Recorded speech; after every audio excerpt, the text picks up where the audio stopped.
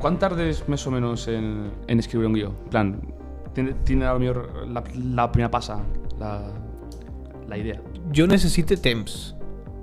Este últim guió que estic escrivint he tardat un any i mig, pràcticament. Perquè jo gaste les meves tècniques per escriure i jo gaste molt el fet de escriure durant 3 setmanes i deixar-lo 3 setmanes sense tocar. Després quan l'agarre és quan veig, dic, hòstia, com estic tan concentrat hi ha coses que no les veig, entonces necessite. Però a lo millor, si tinguera alguna fecha límit com a tal, com a que necessite presentar-se-lo a alguna productora, pues jo crec que en 4 mesos, 3 mesos podria fer-lo. De fet, així moltes voltes com se fan molts guions. Clar, si no creus a mi un poquet de pressa, te pots deixar més, Clar, i de fet també tens aquesta pressa de tu necessites subvencions i les subvencions dels guions tenen fecha límit. Entonces també tens que posar aquesta pressió. Però si és com este que he estat fent,